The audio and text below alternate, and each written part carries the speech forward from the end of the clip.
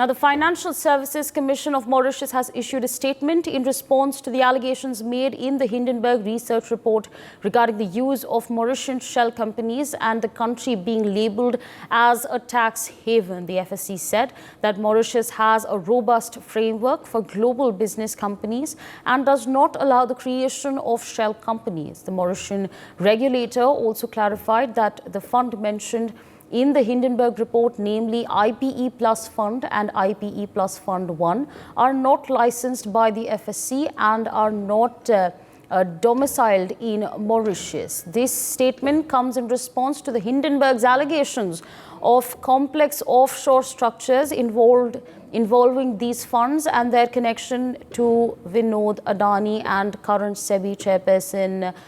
In fact, those are the details that are coming in at this point of time. I have the statement over here, and we're going to quickly glance through this one-page statement that has been issued on 13th August. Let me quickly read it out to you. The Financial Service Commission Mauritius has taken cognizance of the contents of the report published by Hindenburg Research on August 10th, 2024, wherein mention has been made of Mauritius-based shell entities and Mauritius as a tax haven. The FSC wishes to highlight that these legislative frameworks in Mauritius does not permit creation of shell companies. Mauritius has a robust framework for global business companies. All global business companies licensed by the FSC have to meet substance requirement of an ongoing basis as per Section 71 of the Financial Service Act, which is strictly monitored by the FSC. Moreover, the FSC wishes to highlight that Mauritius strictly complies with international best practices and has been rated as compliant with the standard of the Organization for Economic Cooperation and Development, which is OECD.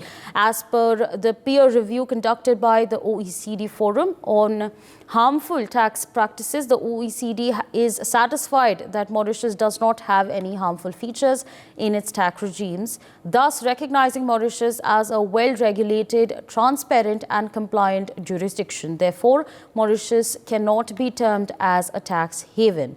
The report of Hindenburg has further cited IPE Plus Fund is in fact a small offshore Mauritius fund, and IPE Plus Fund 1, a fund registered in Mauritius. We wish to clarify that IPE Plus Fund and IPE Plus Fund 1 are not licensed of the FSC and are not domiciled in Mauritius. This is, of course, the statement that has been issued by the FEC, the Financial Service Commission of the Mauritius. And we're going to take this conversation forward with Dr. Sharat Kohli, senior economist, who joins us on the broadcast. Sir, a very good morning to you, and thank you so much for taking out time and speaking to us on NewsX. Now, what do you make of this clarification that has been issued by the FSC?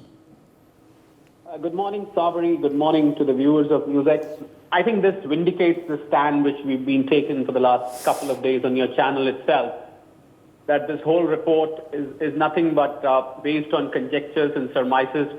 And it's a clear intent visible there, which is to malign SEBI as an organization, as a regulatory agency. SEBI's chairman, her husband, you know, the Indian corporate world and Indian economy, including Government of India. That is now very clearly evident, because the whole substance of the report was that this IP Plus and IP Plus 1 funds were both being run from Mauritius. Well, if the FSC, which is a at par regulator with SEBI in Mauritius, Financial Services Commission itself disowns registration of this fund in its country, that it has not licensed any such fund in its country, I think the lies, the bundle of lies which Hindenburg research report has come out is very much on the table now. So I think everybody who was supporting the fact that this is completely lie, it's based on total untrue allegations being made on SEBI and SEBI chairperson, I think get vindicated by the statement given by FSC. I'm glad the statement has come, because the whole thing was coming out of Mauritius. We should not forget that there was a Bermuda-based fund which was created, of which the Mauritius fund was considered to be an offshoot.